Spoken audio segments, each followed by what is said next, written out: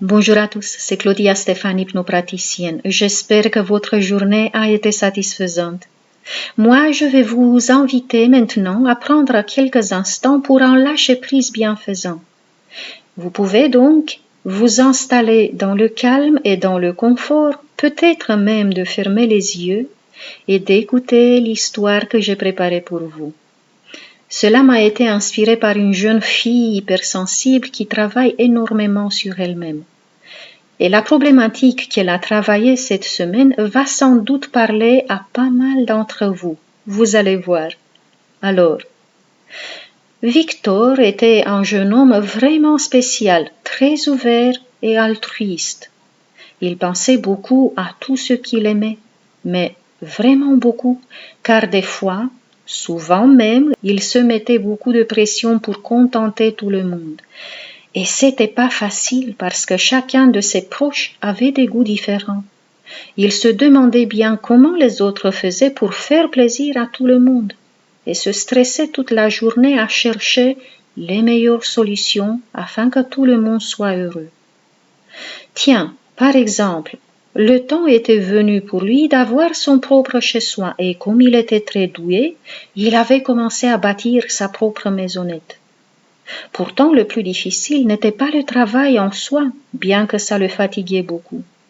Le plus pénible était de faire des choix. D'abord, il ne savait pas s'il fallait construire en bois, comme sa mère aurait aimé, en briques, comme son père le conseillait, ou en béton, comme tous les voisins.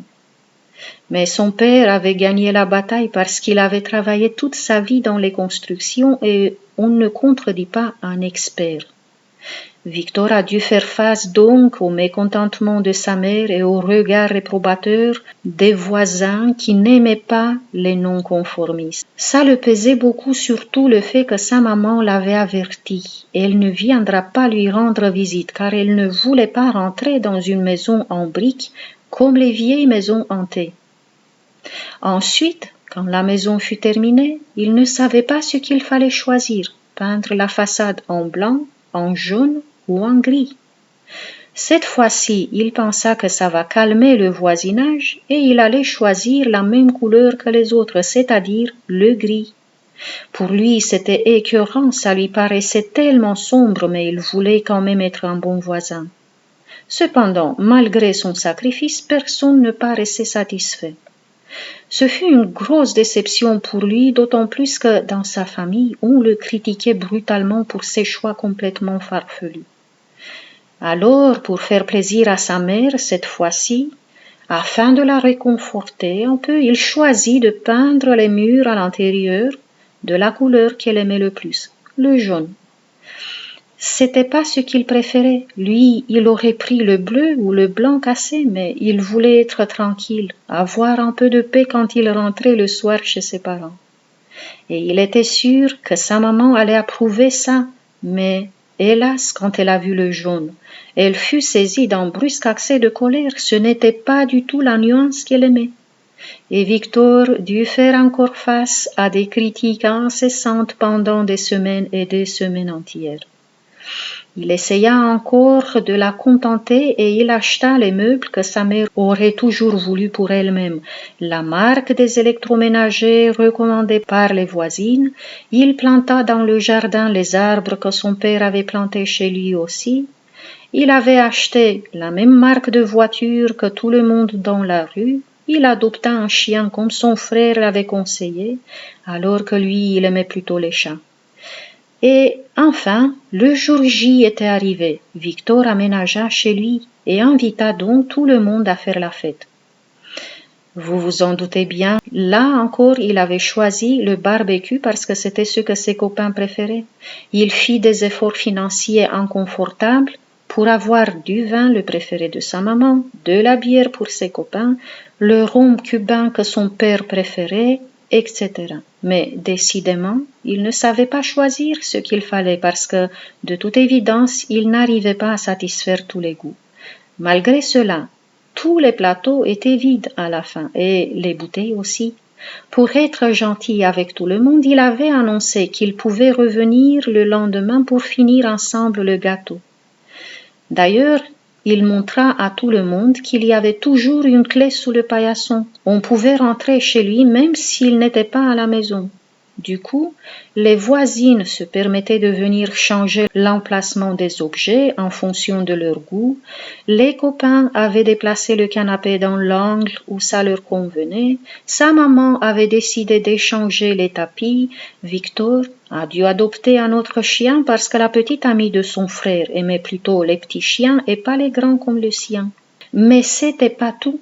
Il ne pouvait rien dire pour ne pas les fâcher, mais ça le dérangeait le fait qu'en essayant de prendre sa douche, par exemple, il tombait nez à nez avec le voisin qui avait besoin d'une ampoule.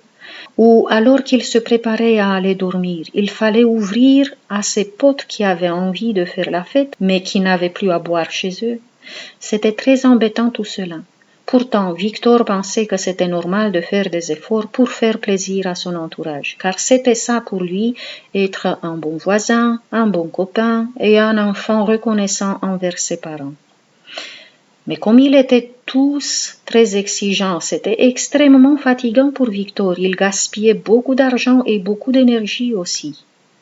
Le jeune homme, des fois, aurait voulu être seul et tranquille chez lui, mais ça n'arrivait pas souvent. Et un soir, dans un des rares moments où personne n'avait besoin de lui, il prit plaisir à s'installer dans son canapé avec une bonne tasse de thé à la camomille. Il préférait la menthe, mais la camomille était le thé préféré de sa maman. Pourtant, il aurait tellement aimé maintenant déguster un thé à la menthe. Et pendant ce moment de réflexion, il regarda autour de lui aussi. C'est drôle, mais c'était pas seulement le thé qui n'était pas son préféré. Le canapé n'était pas assez confortable non plus. Son père lui avait suggéré de prendre quelque chose de plus résistant, alors que lui, il aimait plutôt les canapés doux et confortables. Le tapis de sa maman n'était pas du tout assorti aux couleurs de son salon, et ça le gênait. Dans la bibliothèque, il y avait pas mal de livres qui étaient les préférés de son frère. Il n'aimait pas du tout les rideaux, et puis la table à café était trop petite à son goût. Il constata aussi que les meubles de sa chambre étaient moches et sombres. Il n'aurait jamais choisi la couleur verte foncée qui, de toute façon, ne se mariait pas du tout avec le tapis bleu aux carreaux jaunes. C'était triste autour de lui, un peu comme s'il habitait chez quelqu'un d'autre. Et c'est vrai qu'il ne se sentait pas vraiment chez lui. Ce moment dur de réflexion le fit penser que peut-être un bon sandwich le fera se sentir mieux. Et en ouvrant le frigo, il s'est rendu compte qu'il n'y avait rien de ce qu'il aimait manger. En faisant les courses, il avait mis sur sa liste ce que ses invités aimaient manger. Il s'est rendu compte aussi qu'il ne pensait jamais à ce qu'il aimait lui. Son travail était toujours dédié à ses proches et pour lui il n'y avait rien. C'était peut-être pour ça qu'à chaque fois qu'il était seul, il était plutôt triste et abattu, parce que sa vie appartenait aux autres. Alors, qu'en pensez-vous de Victor?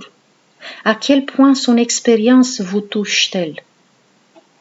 Eh bien, si vous avez perdu un peu la notion du temps en écoutant mon histoire, c'est peut-être parce que Victor est une facette assez présente de vous-même. Je travaille en thérapie avec les hypersensibles depuis 10 ans et j'ai remarqué que cette facette est très active chez tous les HS. Et ça peut faire beaucoup de dégâts, surtout moralement. La conclusion est la suivante. Chacun de nous a son propre petit univers différent de celui des autres, où il place tous les choix qu'il fait. Si cet univers qui nous appartient est rempli des choix des autres, ça ne va pas les contenter pour autant, car eux, ils vivent dans leur propre monde à eux. Et pour nous, ça sera inconfortable, voire même invivable. Nos choix ont une importance capitale dans notre vie. Pour beaucoup d'hypersensibles, prendre des décisions en fonction de leur propre goût et de leurs propres besoins, ça va être une mission presque impossible, car ça peut offenser ou révolter leur entourage. Ils peuvent s'attirer même des critiques très cruelles. Mais ma question clé est la suivante. Combien de temps allez-vous encore attendre avant de faire le plus important des choix, c'est-à-dire vous choisir vous-même, afin de remplir votre petit univers d'une douce abondance qui nourrit votre âme? Je vous laisse y réfléchir. Merci pour vos likes et vos partages. Merci à mes anciens abonnés qui me suivent toujours et aux nouveaux abonnés aussi. Soyez les bienvenus dans la grande famille des hypersensibles et surdoués. Jusqu'à la semaine prochaine et je vous embrasse tous très fort. Prenez bien soin de vous.